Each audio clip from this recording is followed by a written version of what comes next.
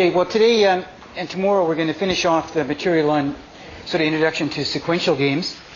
And then next week we're going to be looking at chapter 4 in Dixon and Skeeth, which has to do with simultaneous games. The simultaneous games have a different kind of level of reasoning in them than, or types of reasonings than we're using in the sequential games, this rollback equilibrium concept. And the main thing is that in sequential games one or more players can observe what other players do and react, whereas in simultaneous games you can't observe what the other player is doing. Okay, so we're going to change tack next week. But meanwhile, we're going to keep on with these ideas with sequential games. So today I'm going to talk a little bit about payoffs, which applies both to sequential and simultaneous games. And then I want to go back to the simple entry deterrence game that we had, and we'll change the order of play, and we'll look at what's called a first mover advantage in this particular type of game. So what we're going to do is we're going to start to experiment around with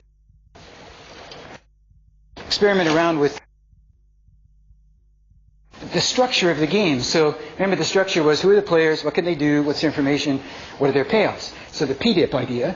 And then because we're sort of theory type people, at least I'm trying to encourage you to be theory type people, what we want to do is, this thing's bothering me, it's like, get out of my way, okay? In my face. I want you to think about, well, what if, okay? What if we change the order of moves in the game? What if we change the number of players in the game? What if we change what one or more players can do in the game? And what will happen? What would we expect to happen? And that's where theory gets very helpful, okay? So that's, we're going to start changing some of the features of the game. And we're going to look at the order of the play. Then I'm going to drop a move and look at a very simple kind of game, which is in the text. It's about the decision whether to smoke or not smoke, or generally whether to do stimulating substances or not, okay? And we'll have a look at that. It's a very simple kind of game, but again, the structure of it is quite interesting. We'll look at a bargaining game, and so this time, today we'll play for some chocolate bars, okay? Like as many as 10 chocolate bars. I know you don't want to pick out on chocolate bars, but I don't have money, okay? We have to play for chocolate bars. And then I want to look at some evidence about the centipede game and the bargaining game, and hopefully we'll begin to talk about this concept of lock-in and hold-up. Now, I put on the web 2 chapters from Hal Varian and Carl Shapiro's book, Information Rules, which is a fascinating discussion of the sort of information economy and network economy, and these ideas of how you can get locked in to certain transactions or relationships and how to get out without incurring enormous switching costs. And then the other people are taking advantage of you because it's hard for you to get out, and that's called a hold-up problem. Okay? So tomorrow we're spend some time talking about this idea of locking and hold-up. Fascinating concept, okay? And then we'll just draw some simple little game trees to try and get a handle on how to think strategically about these lock-in and hold-up situations. So let's have a first look at payoffs. But actually, remember last week I said try and draw the game tree for the stop-go game, and you should have come up with something like this on the web. So round 1, the red player goes first, can go or stop, and can take the 1 chocolate bar and leave the player behind. Round 2, the blue player gets to go or stop. Stop, the red player gets nothing, the blue player takes the 2 chocolate bars, blah, blah, blah, all the way again. So have a look at, make sure your game tree is like that, and if it's not able to analyze that simple game, then that's something we should talk about either on the web. And after today, that little game tree will seem relatively simple, I think, and you should be able to feel okay with analyzing. Good question for the exam. Let's have a look at the entry deterrence game. And in particular, what I want to do is think a little bit about what these payoffs are. Now remember that basically there's a story behind the game, or a description of who are the players, what can they do, what information they have, and what their payoffs are. And we're going to concentrate on this payoff idea. So we're sort of saying, okay, the red player gets to move first, invest or not invest. The blue player gets to observe what the red player has done and to enter or not enter. There's a bunch of things can happen in the black box. And at the end of the day, each of the players can come up with a ranking of the boxes, the outcomes that are in the boxes, okay? And in particular, what we did is we didn't spend too much time talking about, is this a political game? Is it a business game? Is it a relationship game? What is going on here? What we said was the red player is best, given by the number 4, which would be this outcome here, which would be what would happen at this history of or path of play. They didn't invest. They didn't have to put in these defensive investments to protect themselves. The other guys didn't have to enter, wouldn't enter, and that would be the best situation. Then we use the number 1 to identify the situation. It was if they have to make all these defensive investments, the blue player comes in anyhow. They have their price war, they have their conflict, whatever it is. It's bad for the red player. Okay, and then we found these intermediate outcomes, which we ranked 3 and 2. So you got that idea? We're using the numbers to tell us something about a preference, an objective, a purpose, an interest, a ranking of things for one individual. And we did the same for the blue individual. We saw, we looked at the blue players' rankings. Well, the worst outcome for the blue was the same as the worst outcome for the way they thought about stuff, okay? Some conflict. Best when the blue player liked this outcome best. Okay. So this is a game where there's kind of partial conflict of interest because of these two outcomes here, the blue player likes things that the red player are not to have, and vice versa. Okay, but if they're sitting down here, they would both like to get away from this outcome here. There's some commonality of interest too. They'd like to try to avoid that. Okay? So you can look at the interests. You can sort of see what are the nature of the interests in this game. Another way to think of this is, when you're thinking of other strategic situations, is using the language of incentive. What are the incentives of the players? Are they perfectly aligned together? That is, does the blue player always want to do what the red player likes? Does the red player like to do always what the blue player likes? You know, you got the manager, you got the employee. The manager can see what the employee does. You know, we have a two-stage kind of game. Are their interests aligned or are they in conflict? Okay, and here it's a little bit of both. So, what I want to point out to you is that these numbers are arbitrary. There's nothing special about the 4 and the 1. Okay? The difference between 4 and 1, if you're taking high school, maybe it's primary school, arithmetic is 3. Okay? Does that difference mean anything? No. Does it mean anything that 4 is 4 times 1? Okay? It's the differences, the ratios, the levels, they don't mean anything intrinsically. All that matters is that one number is bigger than the other, so we could say this is the best because it's a bigger number. This is the worst because it's the smallest number, and these two guys can be ranked in between according to the ordering of the numbers. So, for example, supposing I just change the numbers I assign to the red player. Now, I tried to say that deliberately. I changed the numbers assigned for the payoffs to... I didn't change the players' rankings of things at all, okay? The highest number 1 is 8. So this outcome. The lowest number 1 is 0, which corresponds to that outcome. So here's the highest, here's the lowest. It's the best, it's the worst. And while it's the same here, this 4 indicates the best, this 4 indicates the worst. But notice, even though 8 is kind of 8 more numbers than 0, or 8 divided by 0 is infinity times better, those things don't make sense. Okay, we're just using the numbers as kind of an artificial convention to represent its preferences, their rank ordering. Now, why that's kind of important is you want to get a handle on what the player's preferences are in the game, you know? And one of the most natural things, you have a number of things you like. Like, say, you got some courses. You know, you've got some economics, you've got some management, you've got some science, English. And it's like, well, if I had to rank all those, you know, I might put one best, one worse, and I like this one a lot better than the other one. All we're doing is saying you like one better than the other. We don't really know how much. But it's tempting when you have numbers to think, oh, I like this one 4 times as much as that. I like this one here 2 times as much as that one. Because I can take the ratio, anybody can calculate, so I must like it twice as much. No. Try to avoid those kind of statements about what you might call the intensity of a person.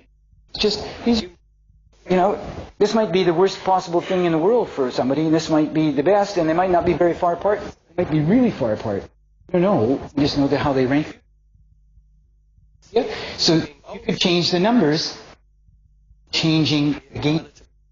It looks like a different game because it's got different payoffs, but really it has different payoff numbers or representations, not different payoffs. The red player's payoffs here are the same as, not the same, they're different numbers. Yes. But the preferences they represent are the same. 8 is just a number representing the best. Okay? Now, another way you could think about this is, supposing we used words, okay, qualitative ideas for preference. So let's take the words for the blue guy. Well, this is very bad down here. This is excellent. This is really good. I mean, excellent. And then let's say excellent is the highest ranked thing. Very bad is the lowest ranked thing. And the word good is kind of better than fair, but not as good as excellent. And it's certainly better than very bad. Whereas fair is kind of just better than very bad, but not as good as... Okay? So you could use words. Now, on the exam, what I might do is I could give you a game like this to analyze, and instead of putting payoff numbers, I might just put some words which tell you the ranking of these people. You should be able to do the rollback reasoning and work all the way back. You understand from the words which ones are better and which... As a matter of fact, I thought a really good idea here would be to... What about putting a game where we put some letters in? So we don't even use numbers at all. We use letters to represent people. What? Remember, the letters form a natural order, you know, A, B, C, D, blah, blah, blah. And if we took the order of the numbers and said, well, if A is the first, because A's are good, you know, like I'd like to get an A in a course, that's a rank, right? And a B, it's not as good as an A, but it's pretty good. And then a C, not as good as a B, but not bad. Then you get a D, then you get an E, it's like, oh, and then you got to fail, crash out. And... So you could use the letters. And you could take the ordering of the preferences in the letters, represent the same interests of the players, same payoffs. We got numbers, we got letters. Following me there? Again, if I didn't give you the numbers and I just gave you these letters and I said, okay, let's take the natural ranking like letter grades in a course where A's are better than B's, are better than C's, are better than D's, are better than E's, and better than... We've got 5 categories. We could use those letters, right? But if I put some Greek letters in here too. Now, I don't know many other languages. You know, it's probably a third of you, know at least 2 languages, and you know the alphabet for these 2 languages. And I've done French, but its alphabet is basically the same as English. And I did do Greek once, and I have this little textbook on Greek, which I went back to look up, what's it, alpha, beta, gamma, those kind of things. Well, that's all these symbols are. If you knew the ordering of the... Say, well, here's an alpha, that's the best. Beta is the second best. A gamma is the best, and a sigma is way up there at the end of the Greek alphabet, so that's bad. Why are you doing this to us? Why are you exposing us to letters and numbers and all these things? And that's because, in theory, we have these conventions about how we think about people's interests. You don't know my interests. Okay? And one of the hard things in strategic interaction is saying, what is it that the other person wants out of life or out of the game, out of the transactions? Okay? So we have to think about how to do it. And one way to think about it is say, well, they're just like me. But I'm trying to encourage you, no, they're not just like you. Yeah, they might be a little bit like you, like they might be rational. But they might have different preferences, different objectives, different interests. You want to find a way of representing and thinking about those. If you use the Greek alphabet, your first thought is, well, the Greeks are different than the English, Canadian, actually, so I'm joint, okay? But I mean, we've got Koreans, we have Chinese, we have Japanese, we have French, all kinds of people, all kinds of different backgrounds, linguistic backgrounds, and you wouldn't think of trying to compare Greek sigma with English D. You say, well, right? What's the point? I would have put some Asian alphabetic characters there, except for I don't know them. I couldn't put them, but you'd say, well, I never really want to compare that character with that letter D. It just doesn't make sense, right? Because the same thing happens when we use these numbers here. The easiest thing in the world is to say that red one is the same as that blue one, right? Because they're number one, right? 1 equals 1. But they're blue and red. They're Greek and English. They're different. I don't know what when you say something's worst for you, I don't know. Okay? When I say something's, I don't know how to compare it to worst for me. In my health class in the 3rd year, we do a little exercise where we look at the quality of life, okay? And the way in which Pharmac tries to allocate money to different drugs is to figure out, okay, these drugs, they'll do things that extend people's lives, but sometimes this isn't a very high quality life, okay? I don't make those choices, they do. And then they'll say, well, look, at a year if you've lost your sight in one eye isn't as good as a year when you got 2 eyes, okay? So we'll put a 0.5 on that, okay? 0.5 for who? What's it like for you to be one eye as opposed to someone else? If someone else is already blind in one eye, a very short sight in one eye, it's bad for them, right? Okay. It's bad for you to only have sight in one eye, but it's really bad if you already got one eye that doesn't work very well and the other one goes down, right? And so they're both bad, but why would you compare the two? You don't. Okay? But when you've got numbers, that's what people do all the time. And we call them interpersonal comparisons. So in game theory, you've kind of got to try to avoid using numbers like you would in arithmetic, just adding them up and dividing them and taking the difference between them. Saying, oh, here's a number 4, blue. Here's a number red, 2. That's their second rank. This is their top rank. This one's 2 times as much preference or outcomes or something. Might get 2 times as much money or 2 times as many chocolate bars, but is he really 2 times better off? Really comparing preferences for one person with the preferences. So that's kind of the story I'm trying to tell behind all of these different ways of thinking about preferences. There's a philosophy of thinking about preferences here. One is that numbers represent the rank order. Don't tell you how much more you prefer one thing than the other. The other thing is that when you're comparing numbers between different players, it's really tempting to say, oh, here's a number 4 for the blue player, here's a number red for the 2 player, so he gets... Just avoid that. Just like you wouldn't compare a Greek sigma and an English D, don't do it. And you say, well, they're really not comparable. So that's an idea, sort of a thinking about preferences. Let's get rid of it. Now I want to introduce another kind of idea. Whoops.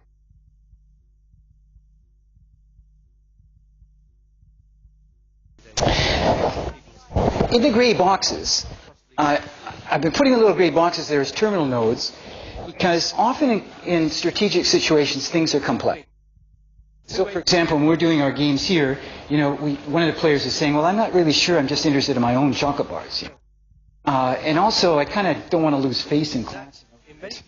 But I'd like to be able to think about this, but I don't really know what's going on, and I might make a stupid mistake and feel like an idiot. Or if I really did like chocolate bars and I went after them all, people would think I'm a treat.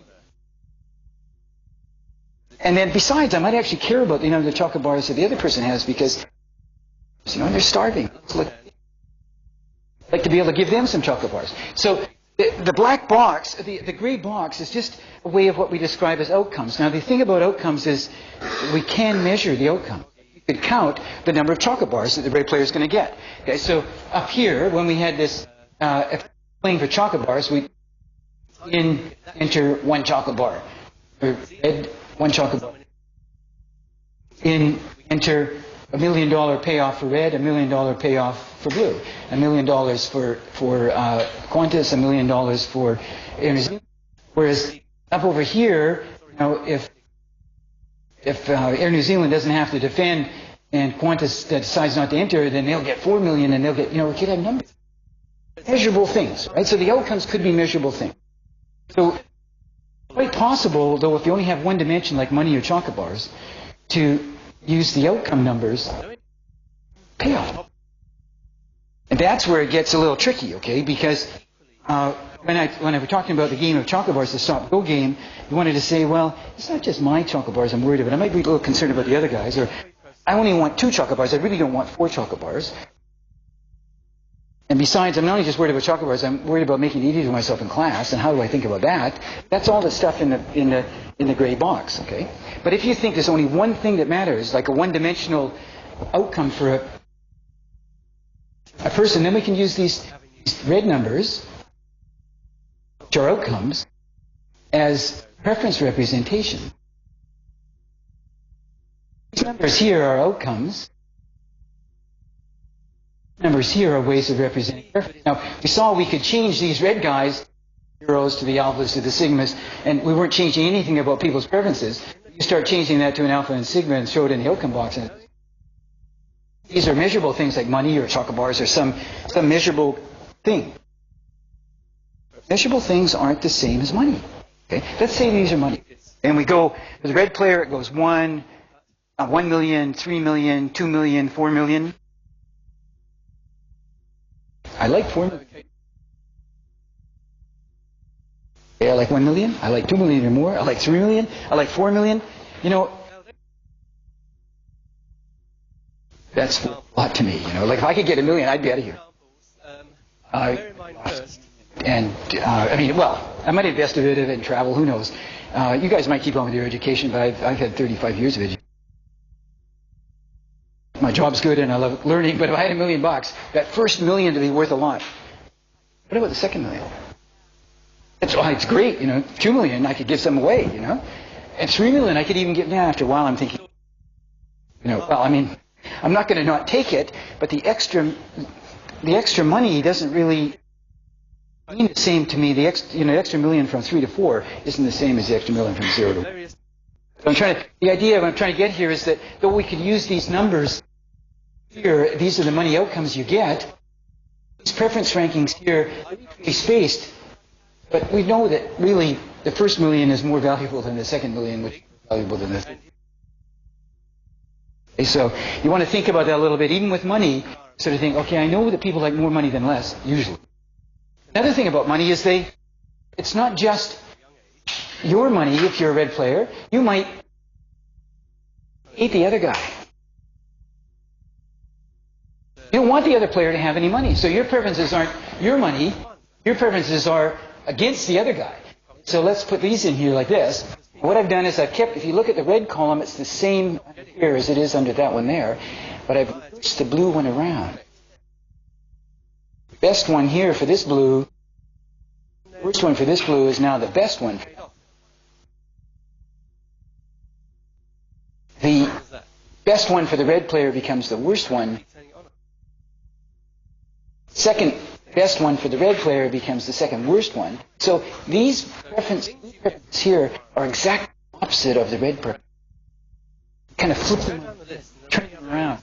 So it's like now there's total conflict of everything the red guy likes, you know, moving from one situation to another, the other person would be totally. There's no room for conflict at all. We're going to call those kind of games zero-sum. It's easier to see the zero-sum concept in a simultaneous game, but the idea is pure conflict of interest. Matter of fact, you know, anything one player likes, the other player doesn't like it at all. That could happen. You get people in life who don't like you, not like you. They're totally the opposite of you. Everything you like, they hate. On the other hand, here's another type of person that we can have. We don't have to have selfish people. We have people that can be self-interested, and we have other people that don't care about themselves. They just hate other people. Then we can have what I call the egalitarian type. Now let's have a look here, see how I work this out. Supposing we add up the total of chocolate bars or the total money in these boxes, okay? So this little box down here has got a small pie, too. These other boxes add up to 6. Critical thing is how they're divided up. Here they're shared equally, right? 3 and 3 make 6. But down here, the red player gets less, the blue player gets more, and vice versa in this situation here. Now you could have someone whose preferences weren't just looking at their own outcomes. They're saying, look, generally I like big pie rather than a small pie, but not if it's unequal. So let's look at the blue player's preferences. If the red player's preferences are the same as they were originally. But with the blue player, what I'm doing here is saying the best situation is when we got a big pie of 6 and it's divided equally. That's what I like. What's the worst? Well, the worst is where you're number 1, where there's a big pie, The red guy doesn't get very much at all, and I don't like it.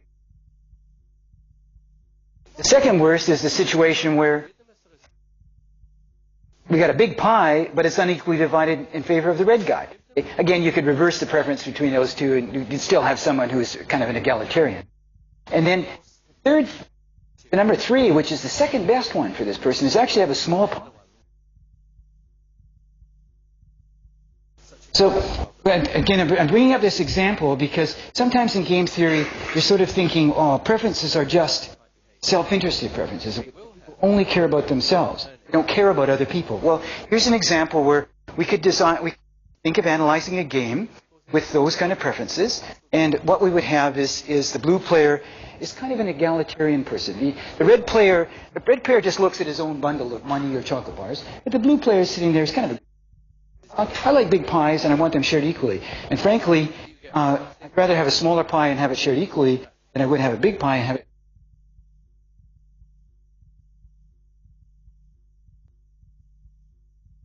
Now, it's easy enough for me to use numbers to represent preferences of different kinds, and then to talk about them in English language, because I've done that for a long time.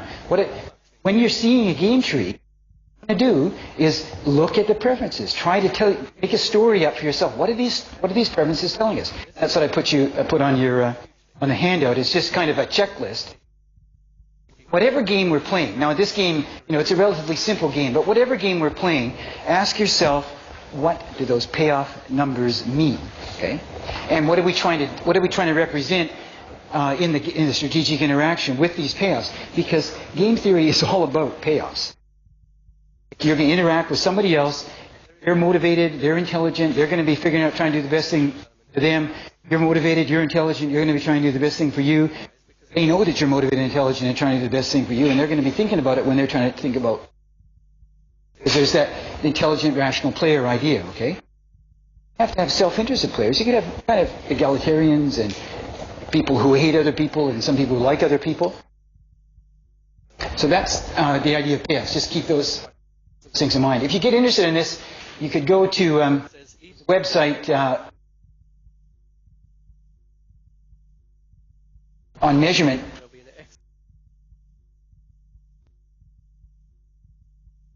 This talks about different concepts of measurement and how we really treat numbers. Once they're there, statisticians add them up and take them apart and multiply them and take logs, all kinds of stuff. Whereas we don't want to do that. You want to make these interpersonal comparisons if you don't have to. You might want to say, look, these other things were big pies. And we had some big pies here, 6 and 6, but that's just the size of what really matters to people is how it's divided up. Some people, how it's divided up. Other people might just care about what they get out of it. They don't really care what the total is or what other people get out of it, but there are some people who do. That's the idea of payoffs. Now, we're going to change tack a little bit, and we're going to do a little exercise which looks at picture of a game, PDIP, the players, what can they do, what's in payoffs. Play around with that little 2x2 game, okay? First thing we're going to do is flip the order of moves. So we're going to have the blue player go first and the red player go second. Now, I put a graph of that for you, but it isn't color-coded on your handout. Then we'll make another 2x2 game where we actually drop some moves just to analyze things and change the nature of the players a little bit. Instead of a 2-player game, it'll be a 1-player game. You're playing against yourself.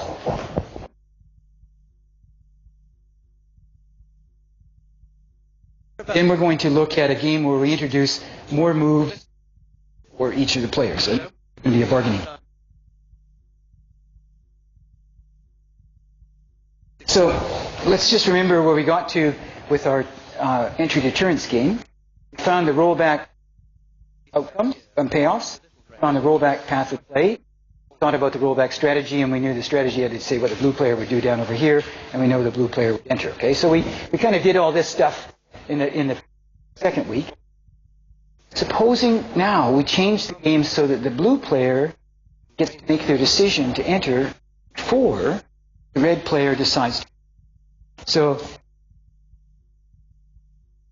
in a contest between, say, It's like New Zealand's wondering, should I invest in these fancy jets? A bit of extra staff. That'll hopefully deter Qantas from entering. Or is it Qantas sort of saying, we're going to make a commitment to enter, and then these guys will make up their mind about what kind of... Changing the order of the play. So we have the blue player deciding to enter first. Sure. The red player then gets to make their choice about making these investments, not after observing what the blue player's done. Okay. So if you like, not only do we change the order of move, change the position in the game. Top game player who has the information about what the red player's done when he gets to make the choice. The red player doesn't have the information about what the blue player has done. I mean, he can kind of look at what he might possibly do. He doesn't know, observe directly what the blue player's done. In this game, the red player observed what the blue player's done.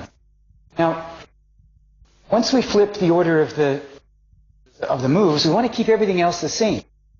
Particularly, we want to keep the payoffs the same. And there's a little convention in game theory that when you're drawing a game tree, put the payoff list in the order that they come in the game. So here the blue player is moving first, so we put the blue player's payoff. The player is moving second, we put the red.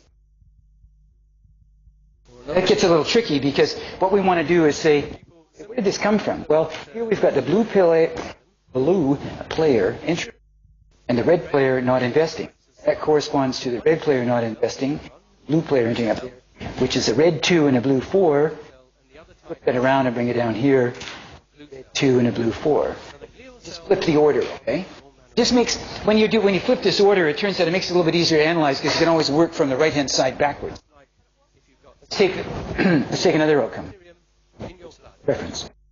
Blue 2 and the red 4 associated with the here blue 2, red 4. That's red not investing, the blue not entering. Not entering, blue 2 going. Where's the 3 and 3 come from? Well, the 3 and 3 comes from a blue not enter, red invest. Blue not enter, red invest. That goes there.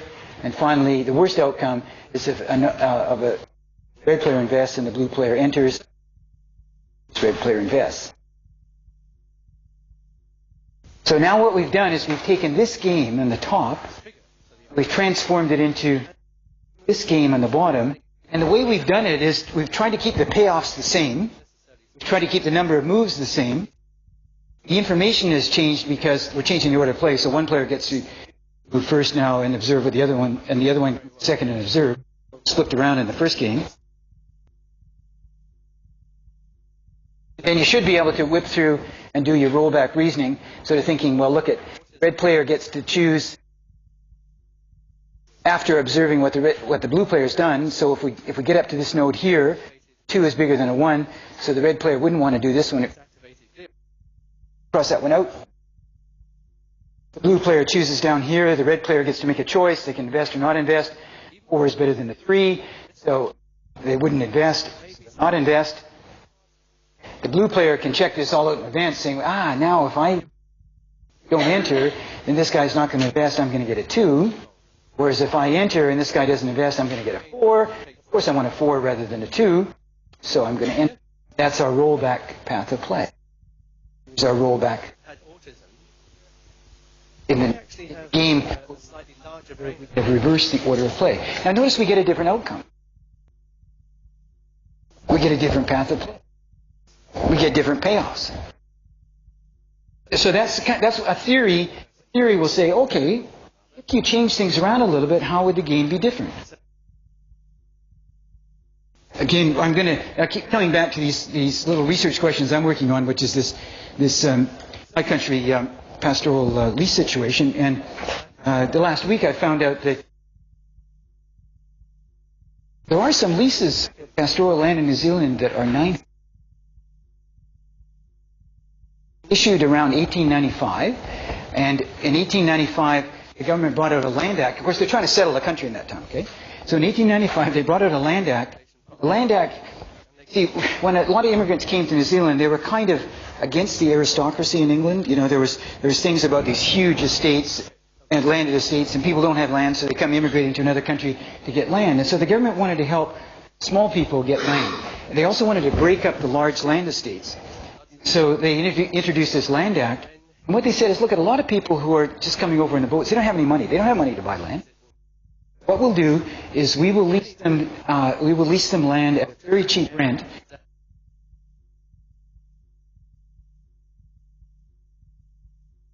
99 years from 1895 is 1,000 years from 1895, so that's 2895. So the lease expires in 1,895. That's a long way away, right? And you're getting, when I looked in 1982 at this stuff, it said, well, rents are basically $5. They weren't adjusted for inflation, okay? And, you know, it's a long time since 1895. So we have these kinds of leases where you can't really rent. You know, the landlord's stuck. 1,000 years at $5.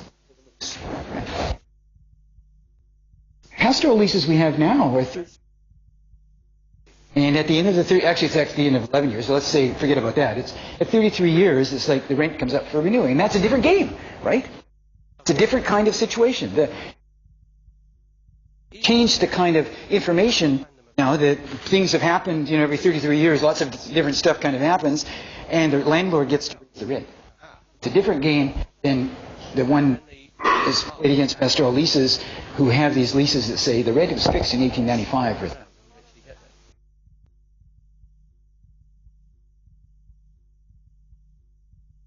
Let's have a look at another modification of the game where we're going to drop a move in a game. It's the number of moves. And in the text, this is on page 52 in your text, it's a little game against your future self. You know what, in the introductory classes I was talking about, educated students. Very common. The calendars, and study here, I'm going to study here, I'm going to study here, and you got it all kind of planned out. And then, Crusaders, netball, basketball, and you know that's going to happen. You know that these temptations are going to be out there in the future for you. The person who's make the choices out there is a little different than the person right here. You're really dedicated. Thinking, oh man, I'm going to do it. You know, this year I'm not failing. You know, I'm not getting my parents angry at me, or you know, whatever it is. You're highly motivated, but you also know that in 3 or 4 weeks the temptation is going to come up. So this is the idea. This game here is that it's whether to smoke or not. Now, okay, I don't know about you guys, but I did smoke once. 11 years old. Snuck downstairs in my mom's basement. My mom used to smoke 2 packs a day. Okay, she stopped when she was 75, and she's 99, so she's okay. But you know, my mom was always smoking, so we had this cellar and a little closet kind of thing, and I crawled into. This is crazy because I could have burned the house down. I crawled into it with this pack of cigarettes and this match, and I closed a little space like this. And I just about turned green. I almost fainted. I can just remember it.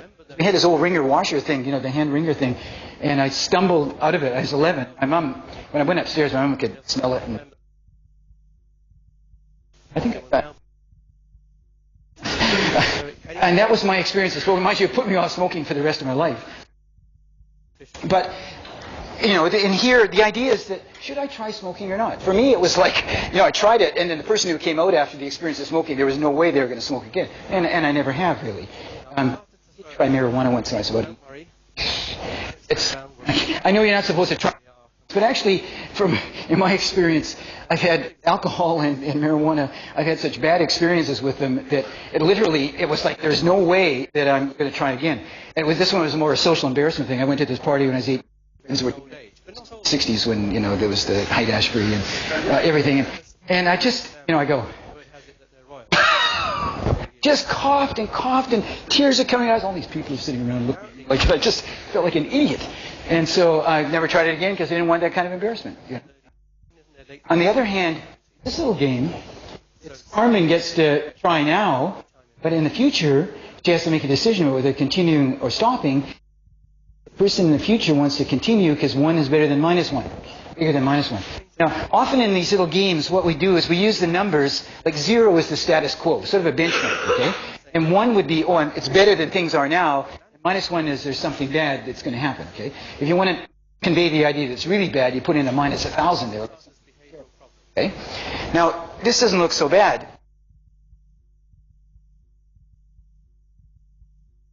I used to have friends who also did a lot of LSD, because Timothy Leary came on in the 60s, and there was quite a bit of drugs sort of around, and I never tried LSD. And the reason I never risked it is my mind just keeps working all the time, and I used to have dreams of falling off Lionsgate Bridge in Vancouver, like the Golden Gate Bridge. And literally, I had these dreams, and the reason that I did not take LSD, because you're reading the paper, you know, that somebody takes it, walk out in front of a bus, and that's the person I'm going to. I don't know if it was self-knowledge or not. I just thought, wow, you know, if I try this, I mean, I know it's going to be fun, and everybody says it's great, but I'm going to be the dumb person who jumps off the bridge or walks in front of the bus, just the way my mind works. And it turned out, like, you might have seen the scars on my hand. I had a very bad motorcycle accident. I didn't take LSD, but for a whole summer, for almost 2 weeks, I was on very heavy doses of morphine and which I started hallucinating in. And sure enough, when you hallucinate, and you're on a high on morphine, this one time, I was skiing down Whistler Mountain. I could feel the powder snow. It was just stunning. It was unbelievable. I mean, I'm lying in bed. I got scars. I got skin grafts all over me. But I was skiing down Whistler, enjoying the feel of the sunshine. It was unbelievable. The next day, I turned paranoid and attacked the orderly who was trying to help me. I mean, and the fear I had was overwhelming. I'm really glad I didn't try the LSD. I don't think my mind is tailored to too much stimulant. You know, maybe a little alcohol here or coffee there, but not the hard drugs, I don't know. So that's kind of the story behind this thing. Here's a story where the future self really wants to continue on addicted to this stuff. It could be nicotine, it could be drugs, it could be alcohol, it could be lots of other things. Now, if you don't try, then I put this question out here, and when I first did this, I was doing the smoking stuff in health, you know. Well, what happens if you don't smoke? It's bad for you, right? It's terrible. A lot of people do it, and people telling you it's bad for you.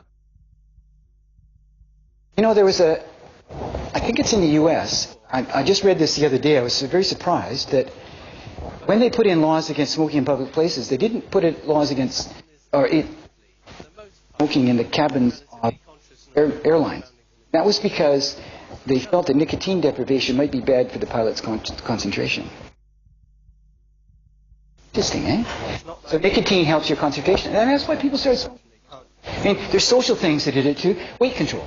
Okay? A lot of women, my sister in the 60s, you know, she started smoking. My mom was really angry at her. But she's always had a problem with her weight. And she, you know, there's so much pressure on women. And she wanted to start smoking. You got to sort of think, what's going to happen out here with this other person when they don't smoke? And it's not all roses necessarily. Now, the other thing you could think of is, what kind of person am I? I put this little yellow box down here which said, well, supposing I try smoking, and I'm the kind of person who, well, should I continue or not? When I'm the blue person, I think, nah, not so good, I'm going to stop. Okay, this is the kind of rational, self-control type person out there in the future. This person out here in the future says, no, I'm going to keep on with this addictive stuff. And you're sitting here as a red person, and I think, am I going to deal with out there in the future? Which one is it going to be, okay? Am I the person that I can try this stuff? Another drugs. I had a friend who tried cocaine. You know, I said, you read about these stories and things like this, and I've never tried it. But she did, and she stopped. And she said it was the most amazing experience. And I mean, I had a little experience like that when you go under anesthesia or something like that for about 2 seconds. It's like, you know, but can you stop? I mean, that's, you know, often that really inhibits me a lot about things that stimulants that I might otherwise take. I haven't been drunk for 30 years. The reason I haven't been drunk is my spine is collapsing, and 2 glasses of wine, that's it. I don't want to fall, because if I fall, my spine's about 140 years old, or equivalent 140-year-old guy, and I'm really worried about it cracking. And I can make that kind of rational decision. Because I'm thinking, you know, okay, sure, I like taking alcohol too, but I take 3 glasses, I'm not going to be able to hold myself up. This idea here is that Now, this is a little different game. We won't come back to this until we talk about uncertainty, but this is the kind of game where you're saying, I'm the red player, my future blue self could be like Harmon here, that really wants to continue on, or it could be like the one in the yellow box, where I don't know which one. And that's probably a more realistic situation, right? It's like you're sort of thinking, could get me. Which one's it going to be, okay? And so that's when we talk about uncertainty, we'll try and figure a way of games of how can we handle this kind of game where we don't know what game it is that we're going to play in the future. Is it this game here? Now just notice, in this game tree, all I did was drop one out. We kept the two choices up here. The other player, red player, may have one choice. We just said there really wasn't any choice for the blue player. There's just some, it happens. There's a couple of problems at the end of the chapter 3 and chapter 4, particularly, that has that kind of structure. Very simple game, okay?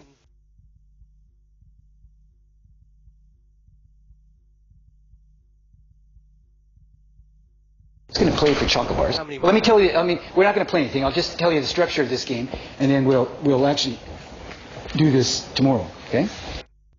This game is going to make things a little more complex. There's only going to be 2 players. It's a little bit like the stop-go game, except there's more things you can do when it's your turn to do something.